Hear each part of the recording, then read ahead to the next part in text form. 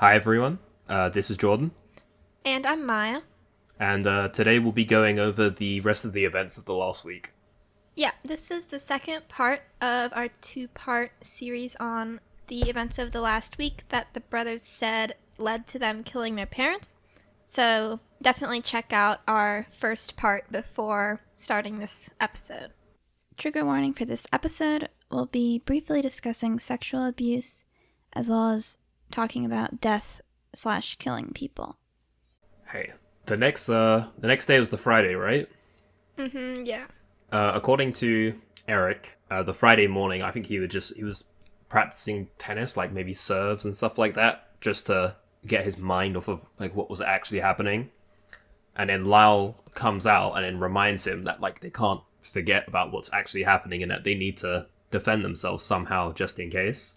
So then after that, the brothers then go to a gun store in Santa Monica, but according to them, they learn that there's a 2 week waiting period for handguns and that they can only get shotguns over the counter. We went to buy handguns that we could carry around, and weren't able to do that. Why not? Well, we went there and we inquired about the handguns, and I don't remember that big five as well, but basically we were in the process of trying to pick a handgun and buy one, and then we were told that we weren't going to be able to leave the store with them, that it took 2 weeks, a waiting period where they would have to check our credentials, and they do this mandatory check. We'd have to wait 2 weeks and come back, and so that was, we hadn't known that, and we just sort of, he told us the only thing you can buy over the counter is rifles, shotguns, so we just left pretty much confused. Why wasn't it going to be good enough to get them in 2 weeks? Well, clearly we could not wait 2 weeks, and that I really felt that my dad was going to act, that either he would act very quickly or my mom would make something happen fast. We weren't going to have a lot of time, because I did feel my dad thought I was going to tell people. But in any case, we would never have waited. We wanted to get the protection right away. This leads us into one of like the more controversial parts of the trial, you could say.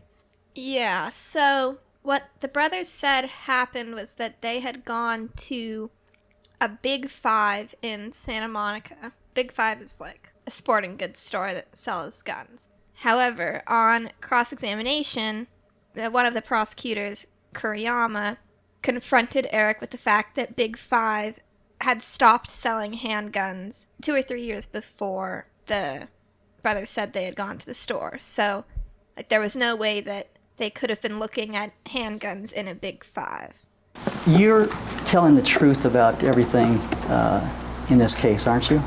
I'm telling the truth to the best that I can. Okay. And even though you've lied in the past, you're telling the truth now, aren't you? Yes, I am. Did you truly go to the Santa Monica Big Five store on the morning of August 18th to buy these handguns? Definitely. And Without a doubt, I did. You and Lyle did? Yes. And you and Lyle actually looked in this case and you selected these guns, and you were told you couldn't leave the store with those handguns because there's a 15-day wait? Yes.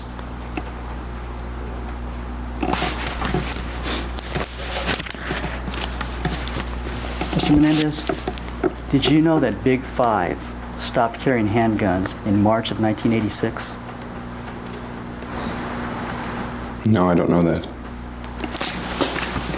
Now, Mr. Kuriyama, there were guns there, and we did look at them, and he did say we could not carry them anymore. Now, This moment is kind of referred to as what's called a Perry Mason moment, which is where like there's like a gotcha moment, like aha, you're not telling the truth. It's definitely one of the more like famous moments from this trial, I'd say. Yeah. What usually doesn't get covered when this gotcha moment is presented in documentaries is that there were like a few explanations presented during trial as to why Erik was either mistaken about this or he was misremembering or thinking about a different store. Well, I think the first thing to remember is that the trial happened 4 years after these events. Gun purchase, yeah. So this was 4 years prior, so that already would make your memory a bit shaky on like the names of places. Erik also had something called dysnomia, which is a language disorder. It affects like memory and remembering like names of places and people and locations. So on top of it being 4 years prior, Erik also had a disorder which made it harder for him to remember names. I mean, this is really the only time that either of the brothers were like caught out, or like there was some inconsistency with their story. I think that it probably was just that they had gone to a different store. Like, it wasn't a Big Five, it was a different store, because it was only Big Five that didn't sell handguns. I think they brought up that there were, like, a number of gun stores in the area. My opinion is that they probably had just gone to a different store and had this interaction, and it just wasn't a Big Five. Yeah. The defense brought in someone to essentially explain, and I think they presented pictures as well of, I think it was the Big Five, and that they did actually sell fake handguns, I believe. Yeah. So that's sort of like another explanation as to why Erik would like misunderstand or like get the stores confused, because at the Big Five they did sell fake handguns. I don't know. My view on this is that I think it gets blown way out of proportion, especially considering that this wasn't even the store that they ended up buying the guns at. What's the point of him lying about this being a Big Five or having this, interaction at all, considering that there was no way to know that they had even gone to this store because they didn't buy anything? Oh yeah, there would be no record of them being there, yeah. I mean, I think it's also the sort of thing where it's like, if it was like some made-up story concocted by their lawyers, that seems like such like a weird thing to lie about in the first place, but then also, wouldn't the lawyers have just like double-checked like with that specific store before saying that? If that, do you sort of know what I'm saying? Yeah. For some reason, a lot of people seem to think that the entire defense was created by Leslie Abramson. I don't think that she would have been that stupid. Yeah. Like, if you're gonna create your defense for your client like that, and then to not actually go to the store and see if this is something that is possible. I mean, and the defense had the resources to double-check stuff like this as well, didn't they? Had like multiple private investigators as well that worked for them. Yeah. Yeah, I mean, aside from that, it's just such an inconsequential like part of the story, if you want to call it that. So, like, I don't think it really makes a difference either way. Yeah, I think it just gets like brought up so much because it's really the only time that there was an inconsistency. Yeah, that's true. And so they're like, ha ha, like, we got you, you lied. But like, I really don't think it makes sense that it was a lie. I don't think it makes sense that Erik would have intentionally lied about this, considering the way that it fits into the overall story. And there's a very valid explanation for why he was probably just mistaken, considering that he had literally been diagnosed with a disorder that would cause him to mix up the names of places. And combine that with visiting multiple gun stores 4 years prior. Yeah. Oh wait, the next is the drive to San Diego, right? Yeah, so after they learned that they couldn't buy handguns, according to the brothers, they didn't really know what to do. So they decided to just kind of drive around because they didn't really want to be in the house. So they decided to eventually drive down to San Diego, which is about a 2-hour drive from LA. They ended up buying guns in San Diego, and a lot of people talk about this as like them trying to conceal that they were buying these guns, and they drove to a whole other city, so like obviously they were trying to hide the fact that they were buying the murder weapon. Their explanation for it was that they just didn't want to go home, and so they were just driving around, and they ended up in San Diego, which is, I don't know, like, is that like a place where like a lot of young people go to like hang out or whatever? Yeah, I mean, it's a beach town. I don't really know. I'm from California, but I'm from Northern California, so I don't really know whether people in LA go to San Diego a lot, but it is a different vibe. I would say like more chill. Yeah. They also had family that lived there, right? I know that. So it wasn't like an entirely like foreign place to them. Yeah. But yeah, it is one of the parts of the story where it's like it's either they were just driving around and they ended up in San Diego, which is what they said, or they were trying to conceal their purchase of guns. But I don't know. It could go either way for me. I feel like when you look at it on its own, it definitely does look a bit sus, if you want to say that. But I feel like when you look at the whole picture of the story of like the events of the last week and then all the corroboration for other parts of that story, if you look at it within that, it does make a lot more sense as to why they would have just ended up there, because they didn't want to go home. So on the drive to San Diego, Erik started to tell Lyle more details about the sexual abuse, including that Jose had like threatened to kill him if he told anyone. Specifically, he had threatened to kill him if he told Lyle, and he threatened to kill Lyle if Erik told Lyle. And this kind of made Lyle realize how serious the situation was, and that the threats that Jose had implied to him were probably real. Once they got to San Diego, they were like, we really need to buy guns. Like, we really need to protect ourselves. So they went to another gun store. And there they learned that they needed California identification to buy a gun in California. At the time, neither brother had a valid California ID in their names. So the defense produced documents that showed that Lyle had a California and a New Jersey license, but his California license had been suspended, and Erik had lost his license, which was shown because he had gotten a ticket, I think like in May of 1989, that was for driving without a license. Yeah, I believe it was at the second store where, like, after they learned about needing California identification, because they've been like hovering around for a while and like talking, they thought that like the store owners would think it would be like a bit suspicious, so they decided to leave. And then that's where they decided like, oh, okay, like you can just use Donovan's ID. Yeah, so to explain how they got Donovan's ID, you have to back up a little bit, because it tends to be construed that Lyle stole Donovan's ID. So Lyle and Donovan were best friends at Princeton, but then Jose found out that Donovan was kind of a con man and he wasn't really a Princeton student. And Jose forced Lyle to end their friendship. But Donovan had left his ID in Lyle's dorm room because he was like basically living there.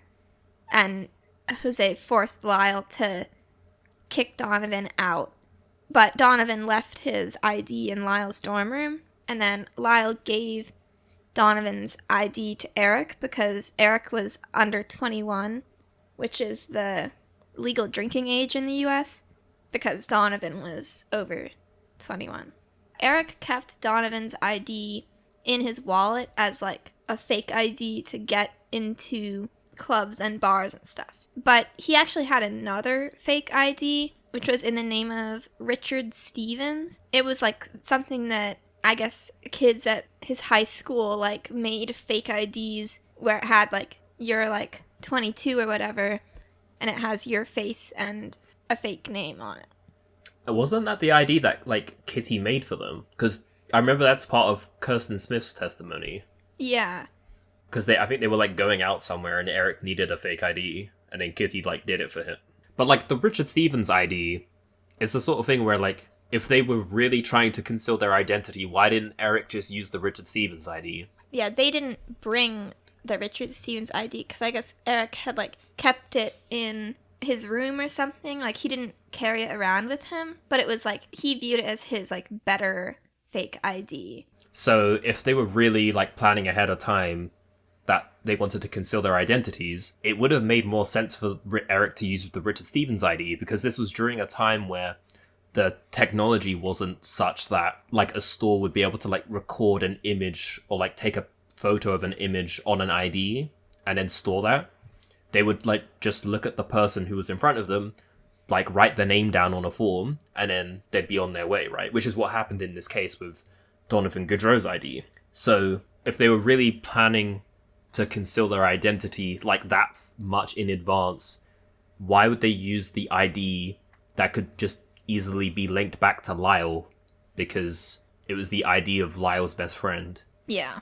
And I mean, to me, that kind of goes back to, like, the whole driving to San Diego thing. Like, if they left LA with the intention of, we're going to try to hide our identities and go to San Diego and buy these guns, why didn't they just bring the Richard Stevens ID with them? Yeah. And with the Donovan Goudreau ID as well, like, I mean, even though they say during trial, or Erik says, like, oh yeah, I think I look pretty similar to Donovan. No, he doesn't. Like, I don't understand how anyone could have looked at that ID and then looked at Erik and been like, oh yeah, that's the same person. So I feel like that's another thing where, like, they easily could have been caught out there. Like, if the person just, like, looked more closely at the ID, they would have seen that, oh wait, this is not the same person. But then, like, the explanation for that is because they weren't really thinking that much ahead of time. They were just sort of in a panic and being like, oh shit, we need to buy guns. There was a part of Erik's therapy session with his therapist in jail, Dr. Vickery, where Erik talked about being worried that Jose would figure out that they had bought guns because he would be getting mail from the NRA, which is like the National Rifle Association, which is like a big group over here of gun owners, basically. So Erik told Vickery that he was worried that Jose would figure out that he had bought a gun because he would be getting this mail. Which, to me, that's just like, if Erik had bought guns because he knew he was going to be killing his father, then his father wouldn't be getting NRA mail. To me, it just shows he wasn't really thinking that he was going to actually use the gun to kill his father, because he was still thinking about what his father would think. After visiting the second gun store, they then went to a restaurant afterwards where Erik practiced Donovan's signature, so that when they purchased the guns, he'd be able to, like, write it down. Yeah, and I think they also, like, looked in a phone book because they weren't sure if they needed a local address. After Erik practiced Donovan's signature at the restaurant and they looked up local addresses, they then went to the third gun store, which was the Big Five, right? Yeah. Yes, in San Diego. So then Erik purchased shotguns with birdshot ammo, which was not actually the correct ammo for, like, because, like, birdshot is used for, like, if you're shooting birds, right? Because it spreads out more. Yeah. I'm pretty sure Leslie brought up at one point that it was, like, bird hunting season or something, so there was probably just, like, a stack of birdshot ammo in the store and they just grabbed it. Like they were on sale or something. Yeah. Erik was the one who made the purchase. And when he was filling out the paperwork, he forgot the address that he had looked up. So he wrote August Street because it was the month of August. Turns out there actually was an August Street in San Diego, but it wasn't, like, the number that he put didn't exist or something like that. Yeah, and it wasn't the street that they had looked up. I just think it's, like, another example of them not being prepared at all. In the first trial, a store clerk from the Big Five in San Diego testified, and she said that she remembered the purchase. From what she remembered, the customer had come in and said, I want 2 shotguns, and, like, pointed to them and was very, like, confident. Didn't she have, like, multiple interviews with, like, Zola beforehand where she basically said that she didn't remember it? When he showed you that form in March 14th of 1990, you told him that you did not remember the sale at all, correct? Right. You had no recollection of who bought the guns, male, female, 1, 2, what time of day it was, nothing? Not at the top of my mind, no. Okay. And you said you didn't remember the driver's license specifically that was used for the sale. Meaning? He asked you if you remembered the license that you were shown. Do you remember telling him you didn't? I don't remember. Yeah, I remember telling him I didn't recall it. Okay.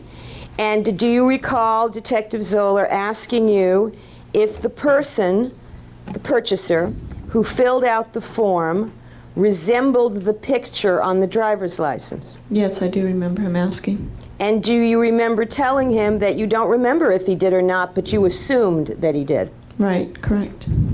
And do you recall that Detective Zoller showed you what are called photo lineup cards? Correct. And that's a card that has the pictures of 6 people on each card? Correct. And he showed you 2 different cards. Yes. And you selected a number of a person who you said looked familiar to you, but not in reference to the sale because you didn't remember the sale. Is that correct? Correct. So you're making certain deductions, aren't you, based on who was working what shifts and who else was working at the store. You're sort of deducting your way back to this transaction. Yeah. Okay. You don't really remember the person at all, do you? I don't remember the person as far as looks or anything. I do remember, looking at the transaction, the receipts, who was there. I do vaguely remember parts of the sale, but I can't point out a person per se. And I do know the procedures and what would have went on, so I can say that, yes, I did look at a driver's license. Yes, I did write this down. Yes, I did ask if this address was correct. Because you always do that. I always do that. All right, so some of it is deduction and some of it is your usual custom and practice. Is that right? Mm-hmm. If you want to say it's deduction, you can say it's deduction. Okay. Deduction as contrasted with memory. Right. Maybe she really did remember it. Or maybe she just made it up so she could get on television. Was it like on the drive back, Erik loaded stuff into his gun, right? Or some of the ammo? Yeah. So they returned home, and at some point that evening, Kitty told the brothers that they were going on this boat trip the next day. And I didn't believe the whole thing. I thought the fishing trip was the way that my dad had designed to take care of us, kill us. And because originally the idea was that he had lied to this executive guy that he was a deep-sea fisherman and he had to do a quick practice session, and that's how this whole thing arose. And he had not expected us to necessarily go with him because I was going to practice tennis, and we had a tournament coming up. And he wouldn't have expected me to take 5 hours doing this, but he had to. And now he wanted us along with him.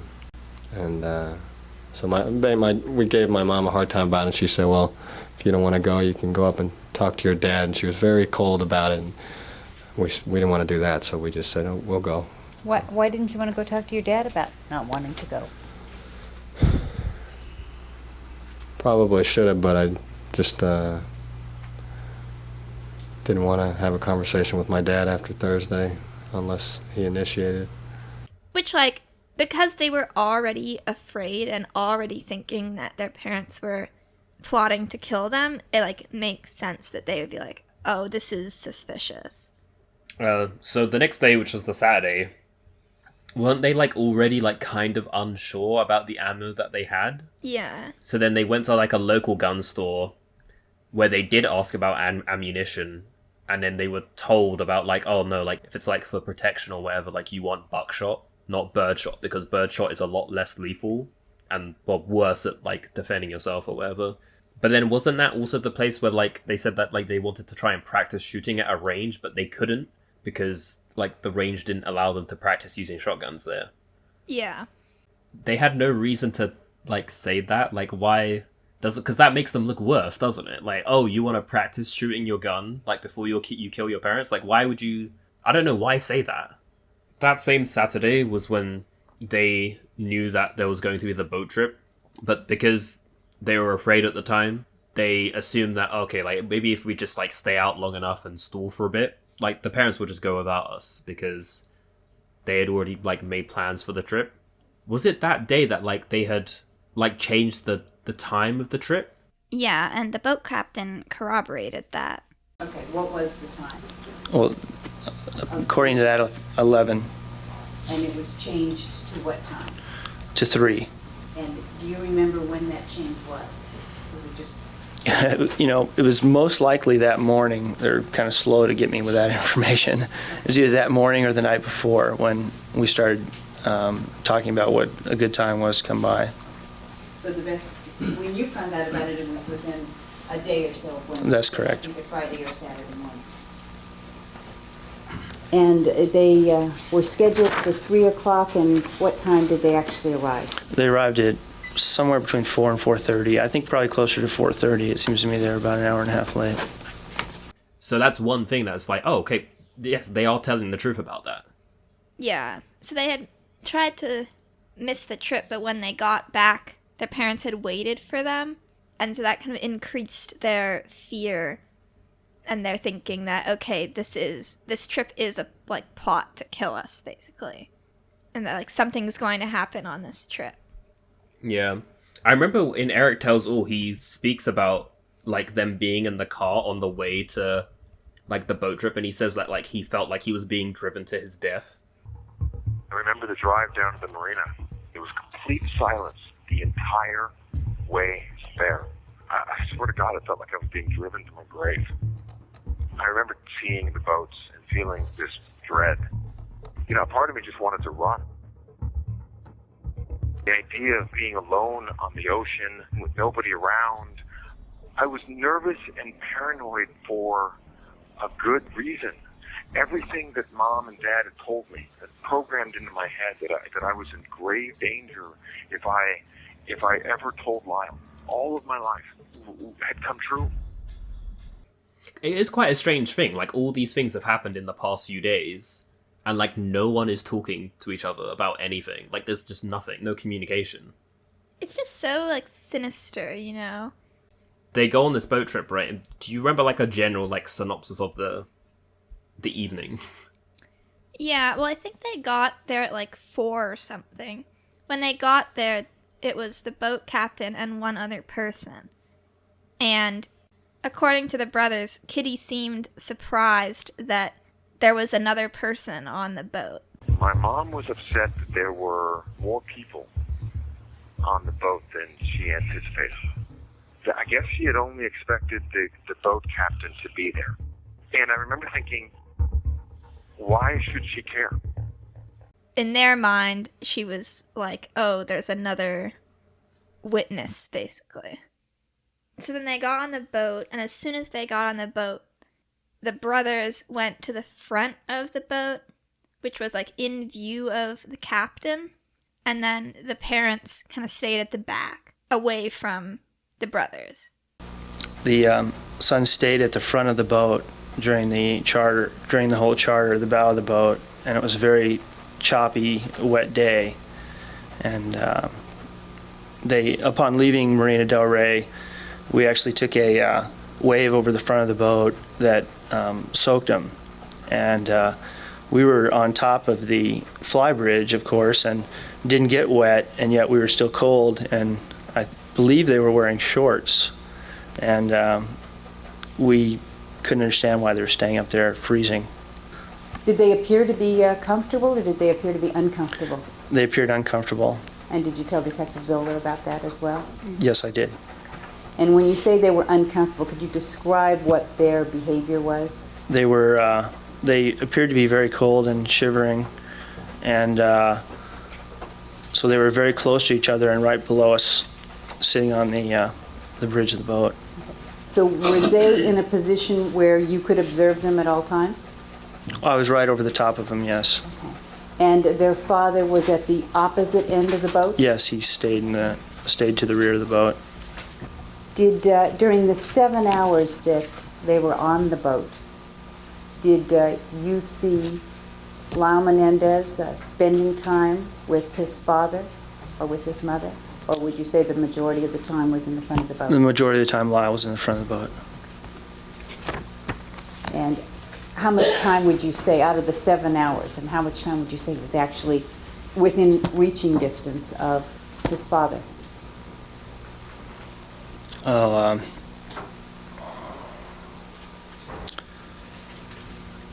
well, I couldn't put a time limit on it really, but it wasn't very long. There was just very few times that Lyle came back from the front of the boat. When we actually caught the sharks, he did. I believe when we stopped during the last shark fishing part, he came back. But most of the time, Lyle was up front. Very, very, very small amount of time was he with Jose. And during the times that he was with Jose, those brief times, were there other people around? Well, Erik and myself, I was almost always down on the deck, and my deckhand. The one thing is that Kitty was seasick on the trip, so she was kind of spending the time inside the boat. But still, I think this is a super corroborative event for their being afraid and for like the weird tension in the family during this time. Because, you know, I think people like to think like, ooh, they were sitting up at the front of the boat, like plotting to kill their parents. But if nothing was going on in the family, why didn't Jose try to talk to them?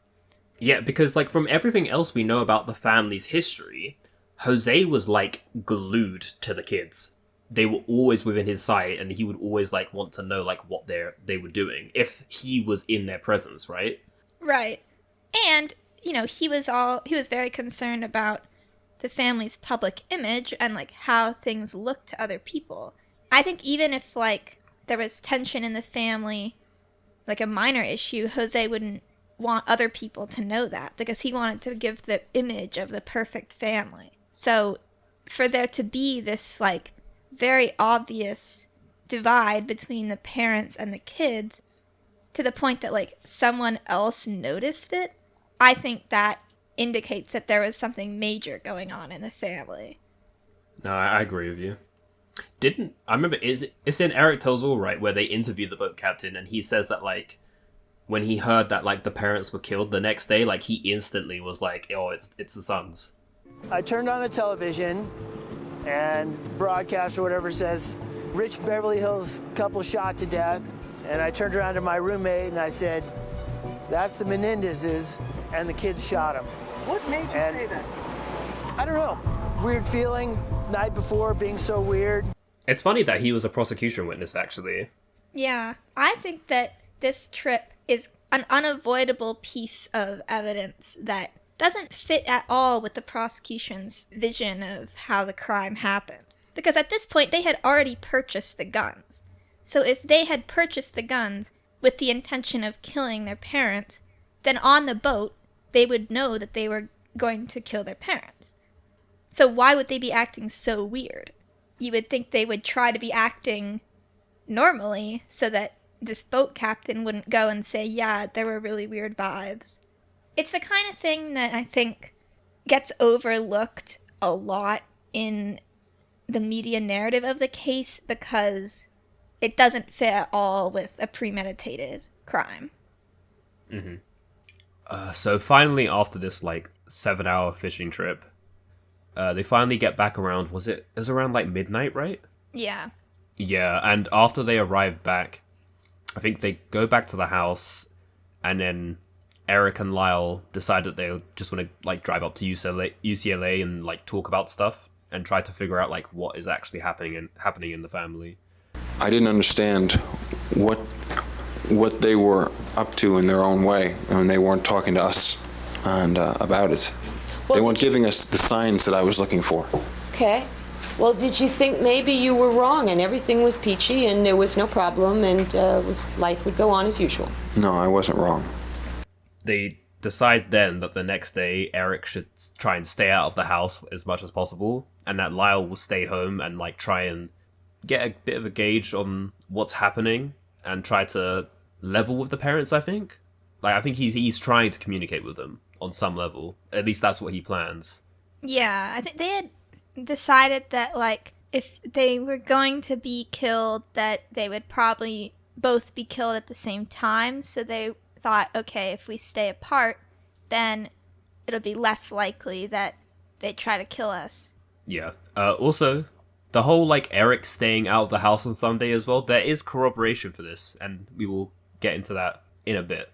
Anyway, after they spend this time at UCLA, they come back and the doors to the house are locked, and the brothers don't have their own keys, which is another thing which is a bit weird. Like, they're how old? They're 18 and 21 at this time, and they don't have keys to their own house. Why would that be? Wasn't that a whole thing that like Kitty would tell them, like, it's my house, it's not your house, it's my house, like, you don't get your own keys because you don't own this house, kind of thing? Yeah, apparently there was testimony about the keys. Maybe it was when Ed Fenno was like living with them. He said that like the brothers didn't have their own keys, but like there would be keys like in the kitchen or like on a side somewhere. But they were like always kept in the house, and the brothers weren't allowed to like take them without first getting permission or something, which is very strange. Yeah. Kitty comes down to let them in, and then she tells Erik that if he had kept his mouth shut, things might have worked out in the family.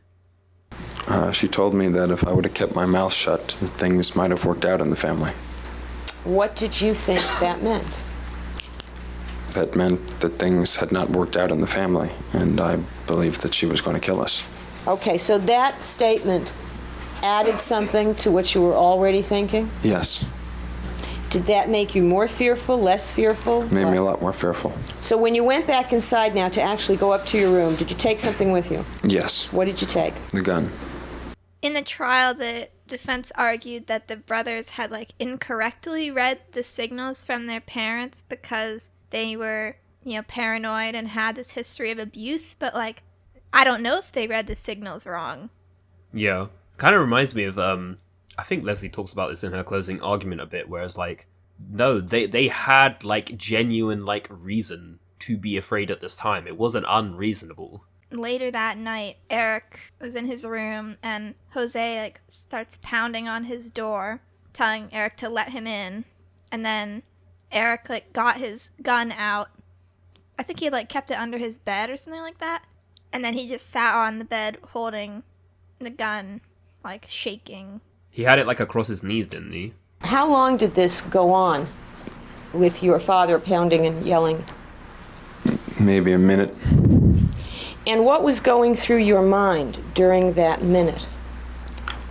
What was going through my mind was he was going to break down the door. And what were you going to do? Were you thinking, what would you do? Yeah. Wait for the question, please. If he broke down the door? I was going to shoot. I was just going to shoot. And did you think you would be able to do that? I really didn't think I'd be able to. Why not? I was just frozen. I was shaking, and I knew what he was going to do. Or at least I thought he was going to break down the door. And I was saying, I got to shoot him. I got to shoot him. And I remembered I only had 2 shells in my gun, and I was saying, oh my God, I'm going to die. Because if I miss him or if I hit him, Mom's still in the house, Lyle's all the way in the guest house, and I didn't know what was going to happen. It's kind of a side thing, but I remember this is the part of like Kuriyama's like cross-examination where he was like, well, why didn't you like ask your brother to like stay like with you that night if you were that afraid? And it's like, well, if they weren't sure what the parents were doing, wouldn't it have looked really suspicious on their part if like Lyle had just decided to stay in the main house? Didn't you tell the police when you gave them your interview in September of 1989 that you often slept inside of the main house if the guest house bathroom wasn't working? Right. Okay, so why didn't you just tell your parents that the guest house bathroom wasn't working and go inside the house to be with your brother who was in mortal danger? I just didn't do that. I thought that would be the kind of behavior that would be suspicious. It didn't even occur to me, but I doubt I would have, even if it had. Well, you've indicated that you felt that you were smart enough to do the work at Princeton University, correct? Right. Okay. All you would have had to do is do something to the toilet, go inside, take something out of the toilet, go inside the house and say, hey, the toilet's not working, I'm going to stay here. Because you were in fear of your life, right? Well, I mean, we could have done a lot of the things that you're suggesting. I'm just telling you what we did. Right. And that didn't occur to me. Or it would have been a good idea, probably. I mean, most of the cross-examination was like, why didn't you do this thing instead of this thing? Yeah. And like, part of that was questioning whether their decisions were rational, kind of, or like why they made certain decisions during this week. But I feel like it is the sort of thing where it's like, if you're in that situation and you're thinking, well, I'm pretty sure my parents will kill me if I like ever told anyone about this. And I feel like they've threatened my life. But I'm also not sure if they're going to completely. Why would they want to bring their parents down on them faster by like showing their parents that, oh, like, okay, they're cooperating with each other? I mean, I think that their decisions do make sense to a certain extent. Like, based on what we know about their personalities, both like the brothers' personalities, but also the parents. I guess we should probably add that throughout this entire week, neither brother was really sleeping that much, which makes sense because they were extremely paranoid and terrified that their parents were about to kill them. Actually, I think I've mentioned this before, but that's another thing that I think people forget when it comes to like the night of the shooting as well. Like, I can't imagine how sleep deprived they were, and when people are sleep deprived, they make the most irrational decisions. On top of like everything else that was happening, like being severely sleep deprived probably did not help. Yeah. We're on to the Sunday, right? Yeah. On the Sunday, Erik got up really early, and then he went over to Lyle's guest house, and I guess Lyle was already awake or woke Lyle up and told him what had happened in his room the night before with Jose, like, pounding on his door. And this kind of just reinforced to the brothers that something is going to happen, like, we need to stay apart today. So Erik then left the house and, like, stayed out of the house the entire day, which there is corroboration for. Do you want to go into that? Yeah, so the corroboration for like Erik just not being in the house that entire Sunday, which is the same day of the killings, is that the last time that Erik saw his tennis coach Mark Heffernan, he said to Mark, "Oh, I'll make plans for like next week's lessons with you on Sunday. I'll call you." But Erik never actually calls Mark on the Sunday at all until after the parents are killed. And he's calling him for a different reason at that point. But it's a bit of a small thing, but I think it definitely does corroborate that Erik would not have been in the house that day because obviously mobile or cell phones didn't exist back then. So the only way that Erik would have been able to call Mark, like conveniently, would have been from a house phone. I think it is just like a small thing that you could try to make excuses for it. If you're from a prosecution angle, you just be like, "Oh, Erik forgot that he was calling his coach."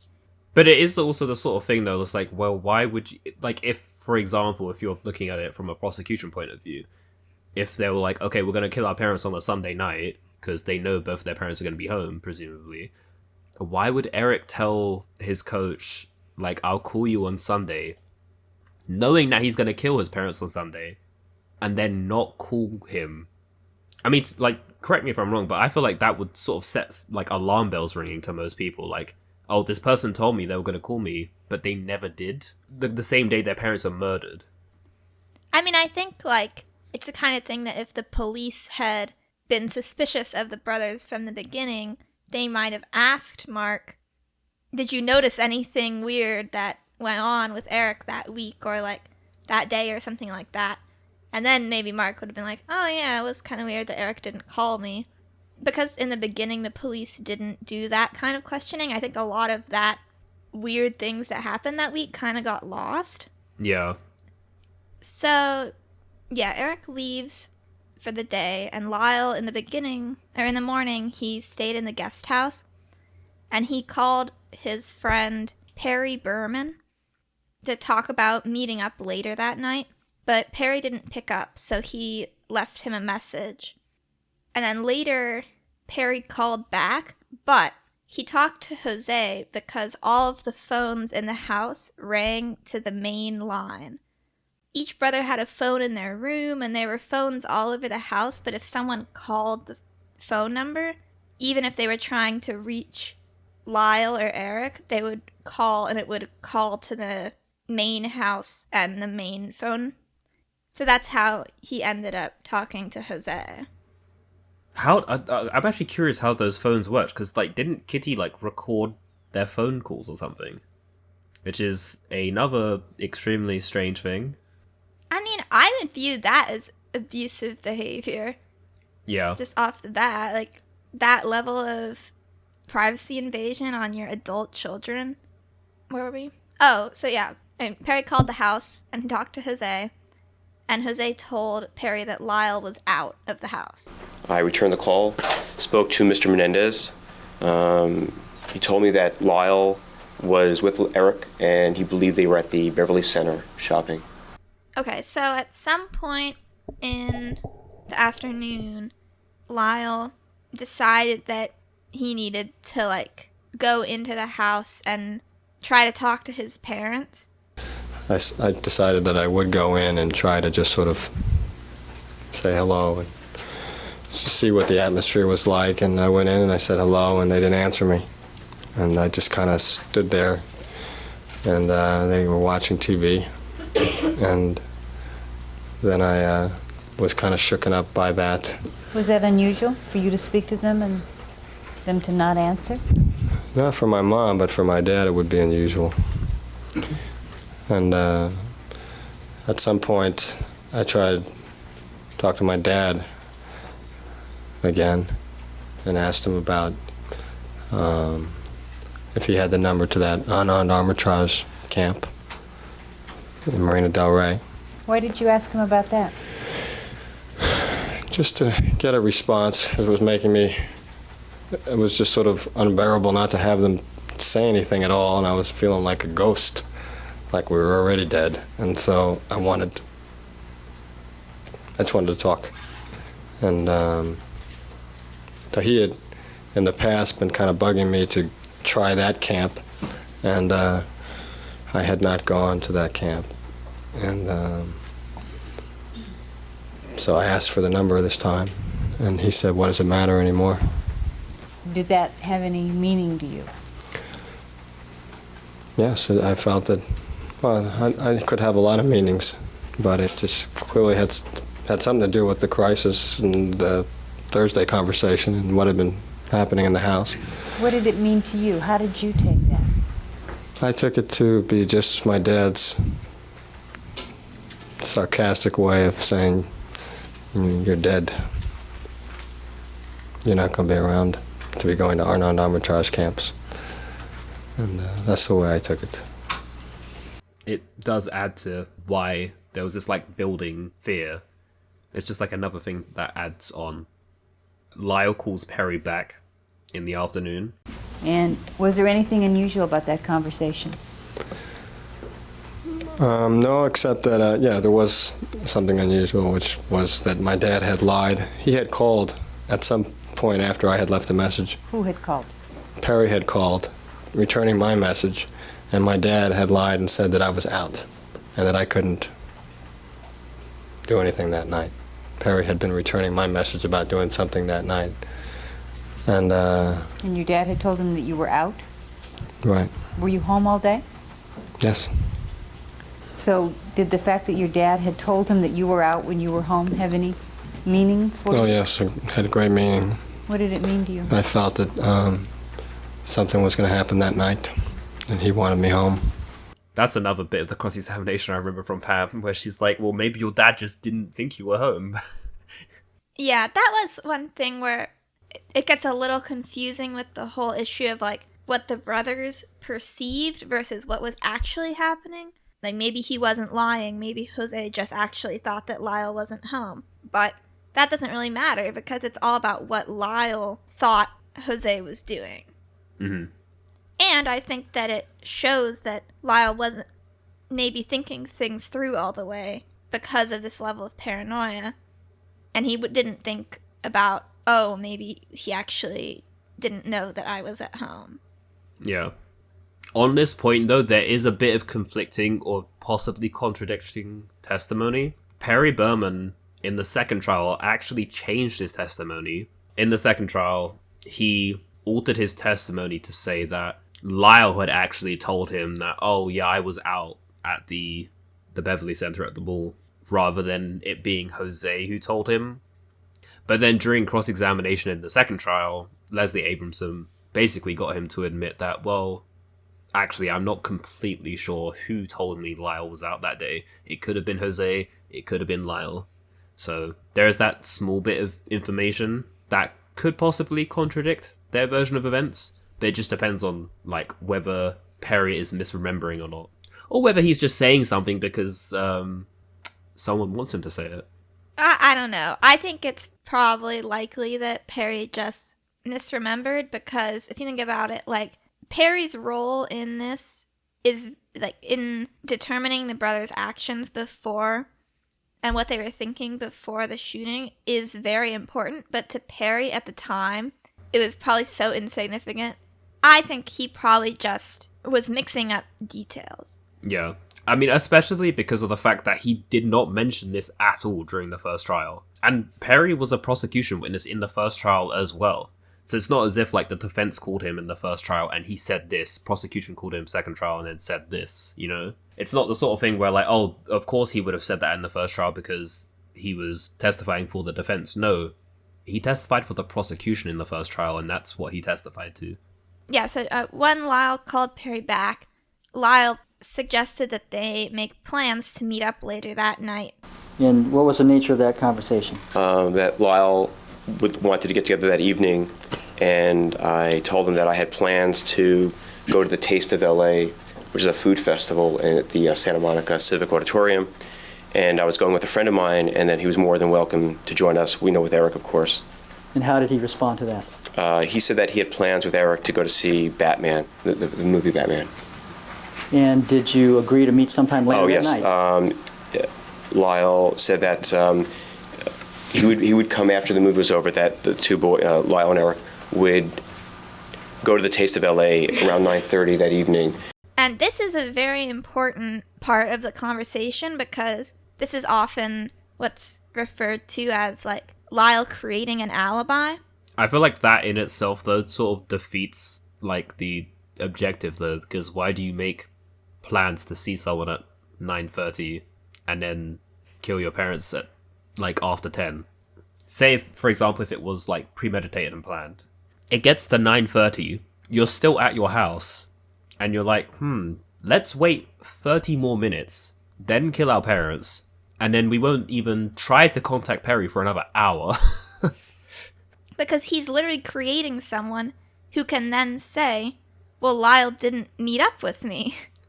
Because otherwise, if Lyle didn't make these plans, then there would be no one to say he was supposed to be somewhere and then he didn't show up. Like usually like when we get negative comments on our videos, something that I've noticed that people pick out is the fact that we say, well, why didn't they do this? Or this would have made more sense if they did this. But like we're not criminals or something like that. But I feel like in this example, like I just don't understand how you can view this as like a planned alibi, because they're supposed to meet this person at 9:30. The parents are not dead until at least after 10. Like people always generalize it to 10 p.m, but it's probably like 10 past 10 or 10:15 or something like that, roughly. So that's, the parents are dead like 45 minutes after you're supposed to meet someone, and then you don't meet that person at all on that night, and you don't contact him until 11 p.m. I just don't understand how anyone could look at that and be like, yeah, like they planned for Perry to be an alibi and they just killed their parents anyway, even though he's not an alibi anymore. I feel like that's one piece of evidence that gets construed as like being it's that helps the prosecution, but I don't think it does. The prosecution says that this was an attempted alibi, where Lyle was like, I'm going to make these plans knowing that I'm going to be killing my parents that night, and then Perry can say that I was there. But I think what contradicts that is that there's no evidence that Lyle ever tried to get Perry to say he had actually been at the wine festival. The thing with an alibi is that if you are actually the perpetrator, you can't have an alibi because you committed the crime. But if you were like, I'm going to commit a crime at a certain time, I'm going to try to get someone to say that I was somewhere else and therefore I couldn't be the person committing the crime, then you would think that there would be evidence that Lyle tried to get Perry to lie and say, oh yeah, Lyle did meet me at 9:30, so he couldn't be the one to be the murderer because he was with me. If this was Lyle's attempt to create an alibi for himself, then afterwards he would say to Perry, just say I was there. Yeah. And what we're about to go into next, I think further defeats the notion that this was an alibi, and that is the information that comes from Lyle during his testimony about, I think, someone who's a friend that he made through like physiotherapy called Carrie Parker. Like either the week before or sometime before, they had already made plans to go to the movies to watch Batman on the Sunday night. Now, when did you make arrangements to go to the movies with Carrie Parker? Earlier in the week, like either Monday or Tuesday, something in there. And so you had plans to go to the movies with Carrie Parker to Right. see Batman. Well, he had never seen it, and I had already seen it, and he wanted to see it again. And earlier in the week before this whole thing happened, I had told him I'd go with him. So we arranged to meet at the movies that night to go see Batman, and I was willing to see with him again. And so I just kept those plans.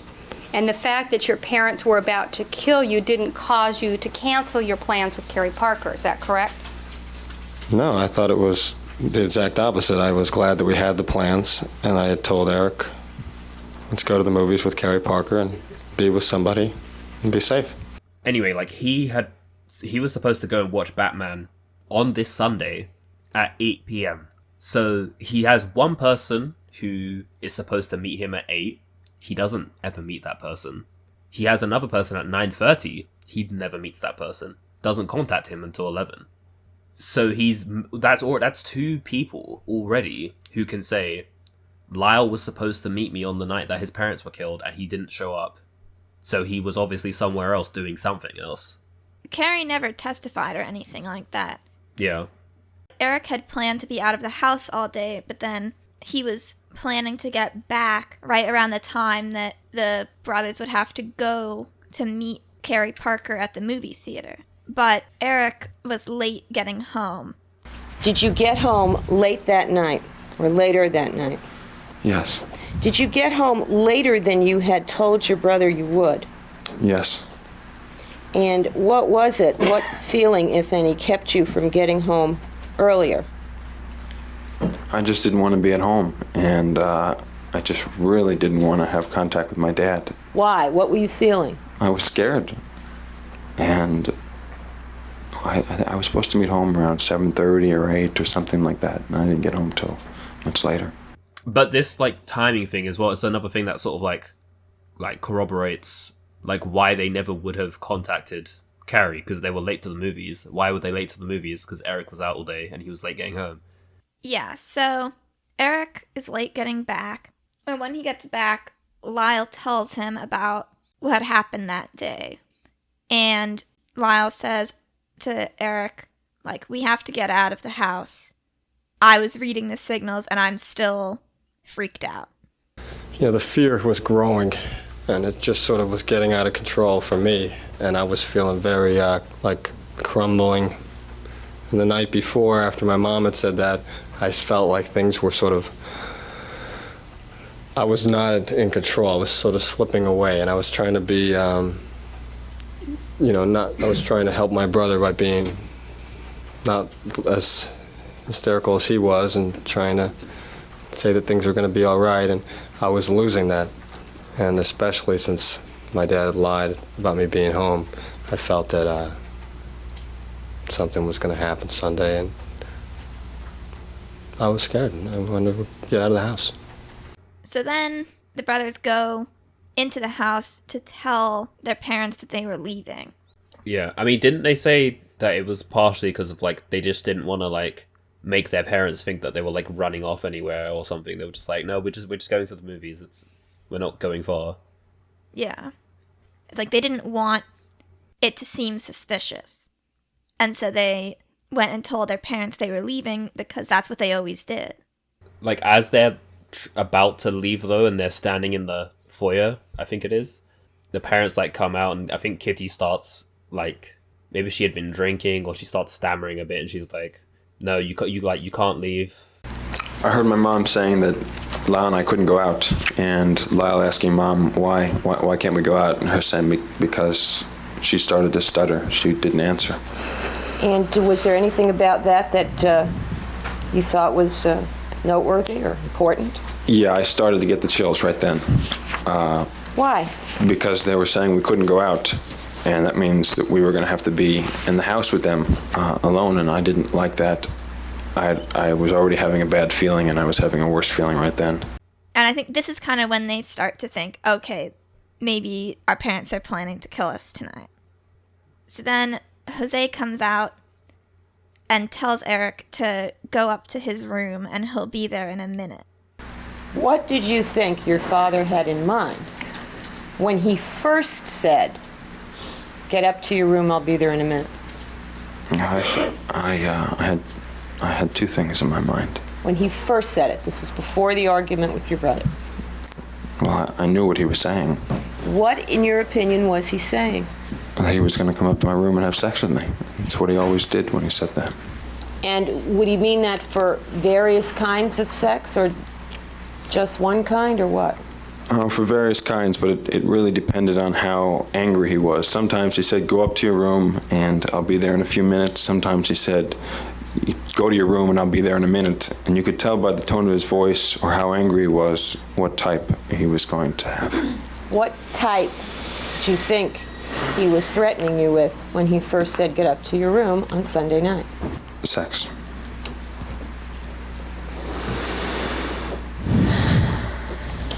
And over the past 3 years or so of your life, was what you call sex something that was done in anger or something that was done more neutrally by your father? It was done in anger. So Erik starts going upstairs because that's what he's been, like, conditioned to do. But then this is like where the big confrontation happens, right? How did Lyle respond after your father gestured and said that you were to get up to your room? He said, "No, you're not going to touch Erik." I think he looked at me and told me to get back down the stairs, but I just specifically remember him saying to Dad, "You're not going to touch my little brother. You're not going to touch Erik. You're never going to touch him again," that kind of a thing. I just remember him saying that, and because I remember thinking to myself, "Lyle, what are you doing? Are you crazy? Don't get into an argument right now, right here." And I was just sort of going up the stairs real slowly. When your brother said to your father, "You're not going to touch Erik, you're not going to touch my little brother again," did your father respond? Yes. And can you tell us first, what kind of tone of voice did your father respond in? He just jumped at Lyle. He came right over him, and he said, "I do what I want in my family. It's not your little brother. It's my son." And he just was real yelling at him, real jumping at him.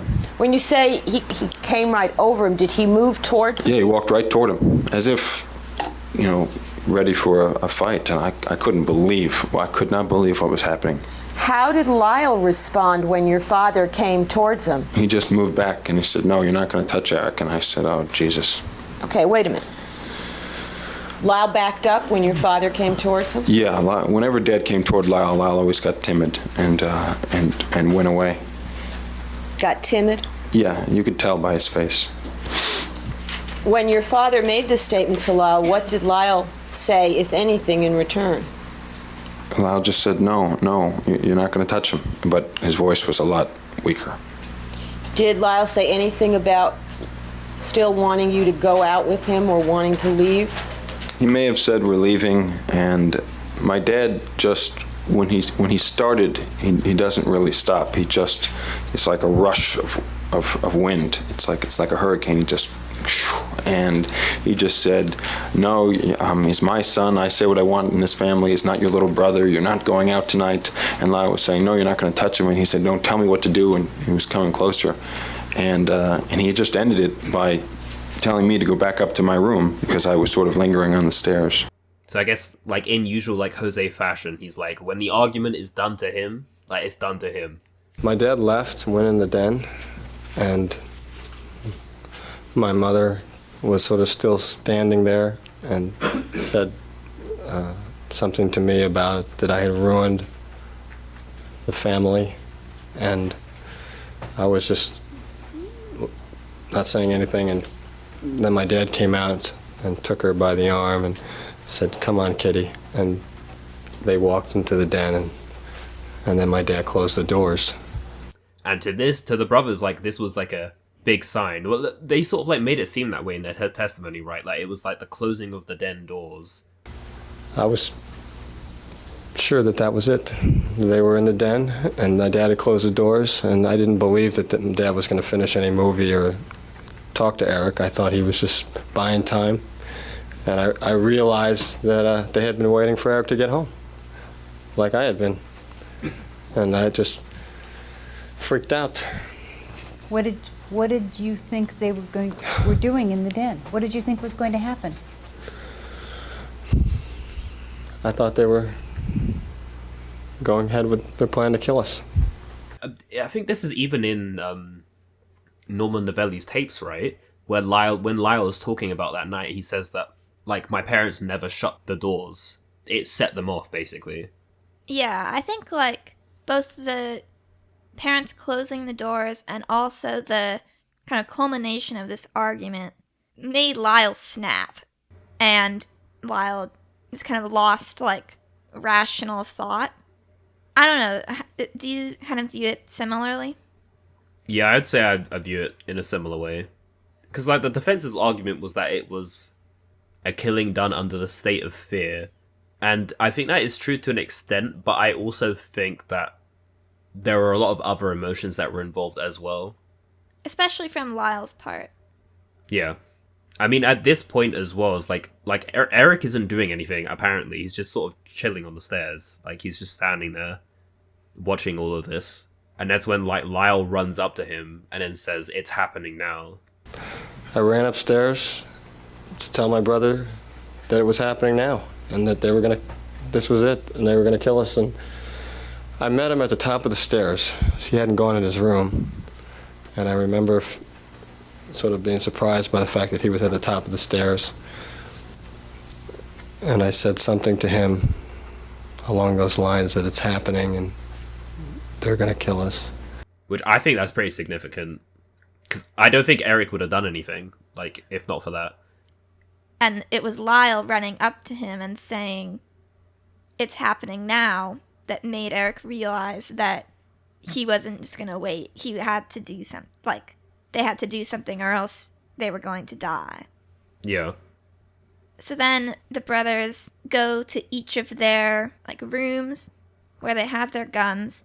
They get their guns and they bring them to the car because they had bought the new ammunition that they learned was better. So they frantically were trying to unload the birdshot and reload with the buckshot. And then they run back into the house. My brother got there first, and we just burst through the doors, and I started firing. Wasn't it during this time when, what did Erik say? Like, he only had like one or two thoughts that were going through his head at the time.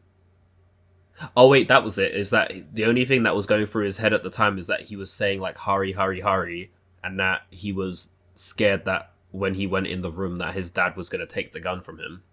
So we did a whole episode on the shooting and how the brother's story is corroborated by the physical evidence at the scene and the coroner's report. So we're not going to go too much into that, but there's a few things that we wanted to touch on. So there was mixed ammunition found at the scene, both birdshot and buckshot, and this corroborates the brothers' story about how they were frantically unloading and reloading their weapons in this panicked state.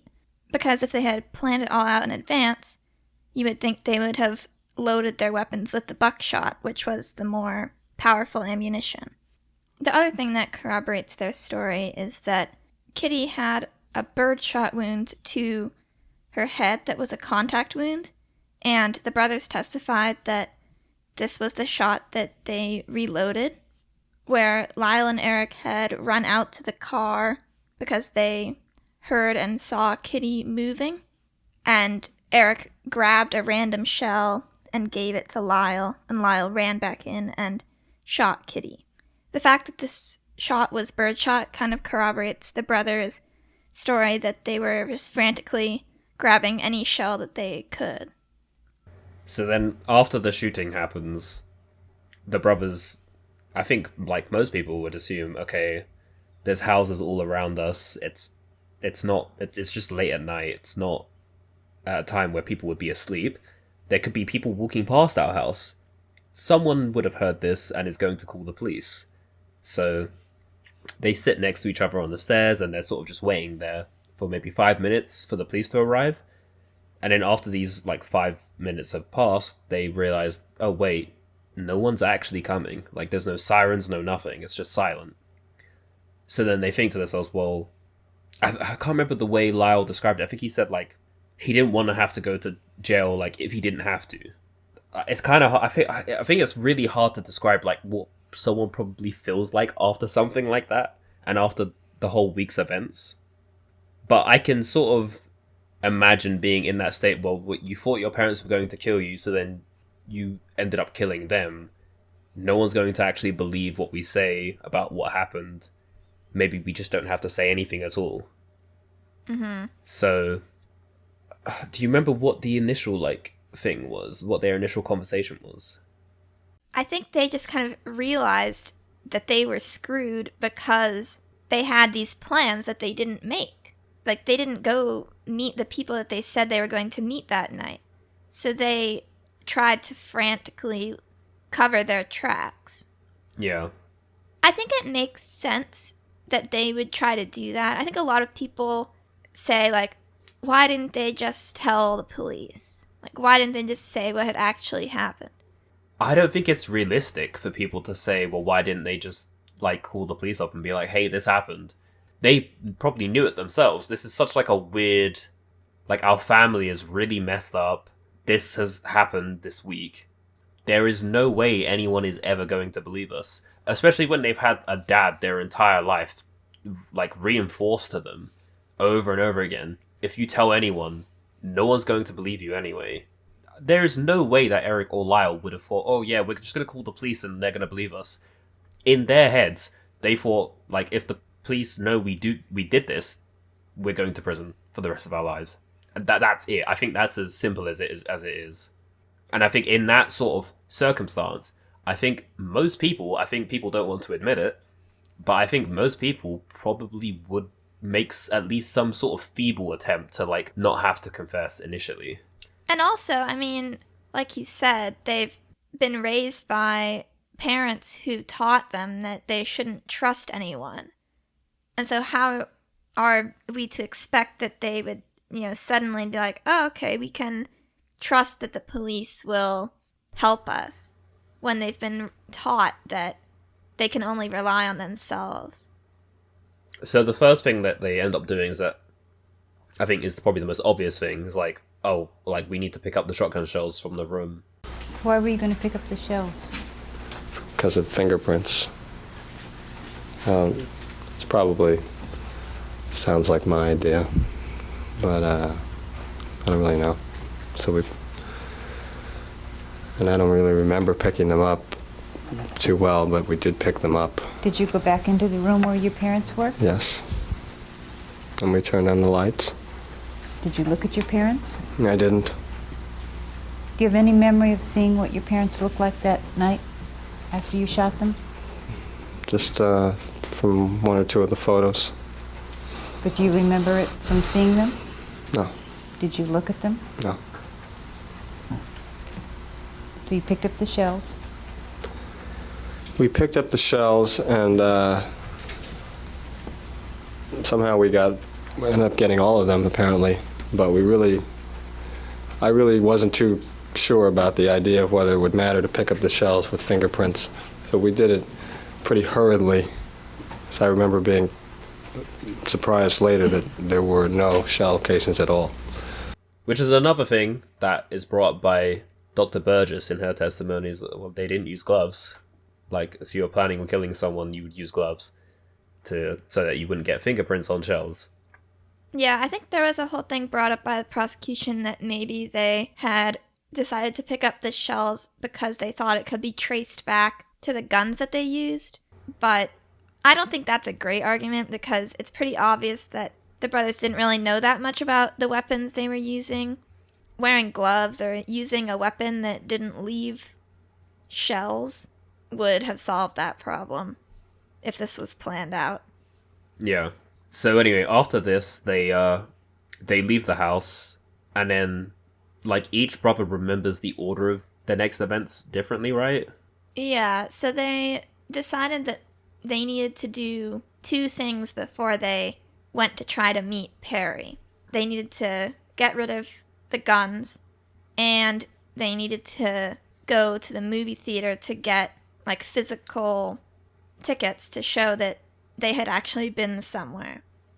I think this often gets brought up as, like, proof that they planned it beforehand, but I think it makes a lot of sense that this would be something that Lyle would think about, or that the brothers would think about doing, because they already had these movie theater plans that they didn't make. So, if you're in this state of, like, what do we do to show that we were somewhere else? Oh, we were supposed to go to the movies. Let's just go try to say that we were doing that. Yeah. And I think it's also the case where like, if Carrie did see them there when they were trying to buy movie tickets, like, they would have someone who could say, well, I did see them, but they just appeared, like, slightly later. Right. Well, they first tried to buy License to Kill tickets because they knew that their friend was at the Batman movie and could say, oh yeah, they weren't at that movie with me. Now, when you spoke to the police, you told the police that it was your intention to go see License to Kill, but License to Kill was sold out. Right. So was that a lie? That was a lie because I thought that they might talk to Kerry Parker and then he would say that I didn't show up at the movies. And I was afraid that that was going to happen because I hadn't shown up. So what I did was say that I went to see License to Kill and it was sold out. And I saw Batman and just hope that they hadn't talked to him. And then if I saw Carrie, I was just going to say that I went to see License to Kill and I'd missed him. So you thought all this out in the period of time after you killed your parents, but before you went and talked to the police. You thought of all the ramifications of what you were going to say. Is that correct? Well, there weren't many ramifications. We had decided that we were going to say we were at the movies and that I had plans to go to the movies with Carrie, so I thought, well, that's what we would just say, that we went to the movies and hoped that this guy didn't come forward or they didn't find him, because I knew that he would say that I didn't show up. So they tried to get tickets to the James Bond movie License to Kill, but then they couldn't get License to Kill tickets, so because it was sold out, and then they couldn't get Batman tickets because the movie was almost already over. So they bought tickets for the next movie, but the tickets had the time on them, and the time was past the time that they needed for the alibi, so they threw the tickets out. I think just the fact that they didn't have movie tickets to produce, I think indicates a lack of planning, as Dr. Burgess would say. Then the next part of their, like, post-crime actions was them trying to dump the guns, and they went up to, is it called Mulholland Drive? Yeah, it's like a pretty, I would say it's a famous street in LA with, like, it goes through a very, like, wooded, kind of hilly area. Not wooded, like, with trees, but more just, like, bushes and brambles and stuff. They took the guns, and I think Erik got out of the car and threw the guns off kind of down the hill, and then covered them up with brambles and dirt and sticks and stuff like that. Okay, after this, they then end up at a gas station where they change their clothes. And, like, Erik, like, had, like, a bunch of, like, random clothes in the back of his car, right? Just anyway. Like tennis clothes and stuff. Yeah. And they had noticed that, like, I think Lyle said that he didn't notice any, like, blood on his clothes, right? But then Erik noticed, like, these, like, red dots on his pants, right? Yeah. I think Lyle said he had blood spots on his shoes. So they just changed and dumped their clothes with the blood spots on them in a dumpster. They ended up getting to this wine tasting festival at around 11 o'clock. I mean, when they arrived at the Taste of LA, like, Perry had already left, right? Yeah, because they were an hour late to meet, or over an hour late to meet him. Yeah. So there goes their supposed alibi. First of all, you waited at the Taste of LA in Santa Monica until about 10:15 Yes. at night? And you're with your friend Todd Hall? That is correct. Okay, and you didn't see Lyle Menendez or his brother Erik that No. whole night? at the Taste of LA? No. I think then Lyle goes to like a, what do you call them? Like a street phone or? A payphone. Payphone, that's it. And then attempts to call Perry from there at around 11:15 p.m. Lyle, I asked him what happened to him, and he said basically they got lost and they got there later than they anticipated. He was, at that point, he said he was calling from the Taste of LA, and he wanted to get together that evening. And I told him that I was getting ready to go to sleep. I had work the next morning, and I'd prefer to wait till Monday or Tuesday night to have dinner, or buy tea or something like that. And he was very persistent that he wanted to get together that evening to discuss his plans to go back to Princeton University in the fall and to talk about his tennis game. He had to meet you that night? Yes. Did he tell you where he wanted to meet you? I basically said, fine, if it's that important to you, we can meet at the Cheesecake Factory in Beverly Hills, which from West Hollywood is maybe a 10-minute drive. And I told him I would meet him there in about a half an hour, which meant it would be like 11:45. This phone call to Perry at 11:15 was the next time that the brothers could be placed somewhere after the shots were heard. So everything between, around 10 p.m. when the neighbors eventually told police that they heard these shots, and 11:15 when this phone call was made, is all from what the brothers said happened. It was timed out by the defense that all the things that the brothers said happened could have happened in the time frame that they said it happened in. Perry, in his testimony, said that like Lyle sounded anxious during this time, but this was also during the time where like Erik was like starting to get emotional about everything, and I think probably Lyle as well. And I remember Lyle saying at this specific time that he just didn't want to be near Erik. I was feeling a distance from Erik for some reason. I remember feeling like what we had done was really bad and feeling real dirty about it, or just kind of bad. And that my brother was bad also, and just not wanting to be, the blood on his pants, and just not, he was no comfort for me. It was more like reminding me, and I was trying to think about what was coming. And I felt like Perry, I needed somebody there, and other than my brother, who was really just a mess.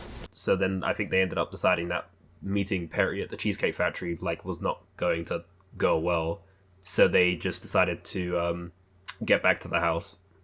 Lyle called Perry back. I hung up the phone with him. He called back a few minutes later, within 5 minutes, and asked if it'd be better if I came by the house in Beverly Hills, because Erik wanted to pick up like a phony ID so he could, so if he wanted to have a few cocktails, he would be able to. And I told him that I was not going to go by the house, that it was late, and I just said, I'll give you an additional 5 minutes, pick up the ID, and then I would meet him, at the Cheesecake Factory. Did you then go to the Cheesecake Factory? Yes. Did you ever see him that night? No. So then the brothers drive back to the house, and at this point they're both starting to lose control emotionally. They get back, and that's when they make the 911 call. You called the police? Call the police. Is that the 911 tape that's been played here in court? Right. And on that tape, you're crying. Yes. Was that real? Yes. Why were you crying? Why? What was upsetting you? Just the shock. Just not believing that this was happening to me, and that my parents were dead, and that I was about to call the police. And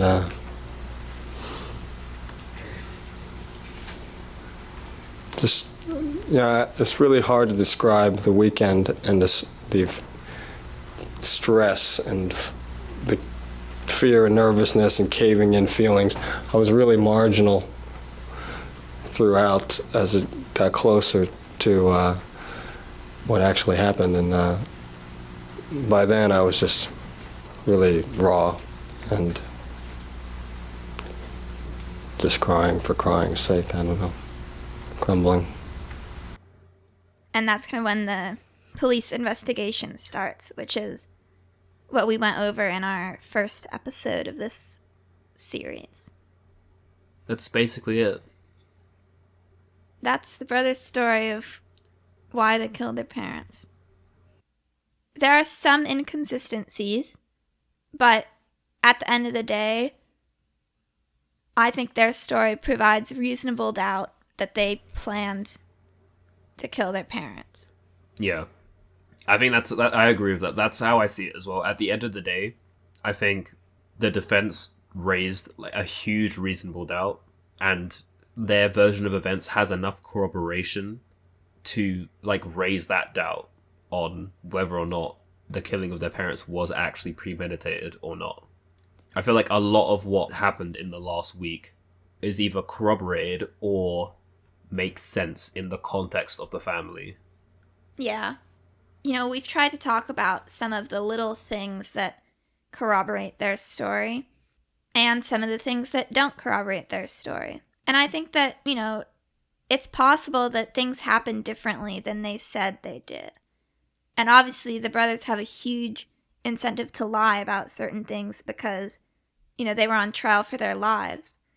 But to me, enough things line up with what they said happened that makes it believable to me. I do think there were a lot more emotions going on in their head about things that were happening. Like we talked a little bit about like, I don't think that Lyle was entirely motivated by fear. I think there was probably a lot of anger towards his parents, but that doesn't change the fact that I don't think it was planned. I don't think that this crime should be considered first-degree murder. Yeah. I mean, to me, I don't know if this sounds bad, regardless of whether it was planned or not, sort of like putting that in quotation marks, to whatever extent, because of like the emotions that were going on and like the events and like their whole background and the history of the family and what the context of the family was, I think there was enough there to sort of like lower their mental state to be one where their actions were like motivated through a combination of emotions, and to an extent they were provoked. And so that's why I don't see it as like, even if like it was proved beyond a reasonable doubt that it was planned, that's why I still would not view it as murder. It's like the Jacob Ein case, like even like in that case there is undeniable proof that like he planned to kill his parents, but I don't view that as murder. I would say voluntary manslaughter, because I think like in that situation someone like that is pushed to a certain point where in their brain they think, if I don't kill this person, like I'm going to die. I also say like I think maybe my views are a bit skewed as well because I'm not from the US and like criminal justice is just different here. Yeah, I mean, I think something that's really interesting about this case is that I think that the abuse in itself should bring it down from first-degree murder, but I don't really apply that to this case because I have determined that I believe what they said about what led up to it. So for my process for concluding in my own head that I believed this story pretty much completely was that I would like go to certain points in this week and say, okay, let's say they decided at this point, we're going to kill our parents on Sunday. Their actions over the next period of time leading up to that don't really make sense if you find a point in the week and say they decided they were going to kill their parents here. Like everything leading up to the killings doesn't line up with someone's actions who was thinking, I'm going to kill my parents at this time. On that same line of thought as well, like there's enough in those last few days which I think contradicts like a planned killing as well. In so many documentaries that are made about this case, either like reporters or the narrator or someone says something like, well, you know, two sons don't just decide to kill their parents, so something must have happened in that family. Something happened in that house. I did not believe for 1 second that those boys were making it up. The emotion was too real. Now, was that an excuse to murder your parents? No. But did I believe them? Yes. Do you really kill your parents that brutally for money that you already had access to? No matter how you look at it, this is a family that disintegrated into a horribly violent end. If that was an idyllic childhood and an idyllic household, it wouldn't have ended the way it ended. Something caused it to end that way. And that will always be the thing that people wonder. So to me, it comes down to like, okay, something happened, right? What if it's what the brothers said happened? That to me is kind of what I have to keep going back to for myself. Yeah. Something like this doesn't happen for no reason. And their story is consistent enough that it makes sense that this would be the something that happened. Thanks for listening, everyone. We really appreciate you all tuning in. We've got some important stuff to cover in our next episode, so stay tuned.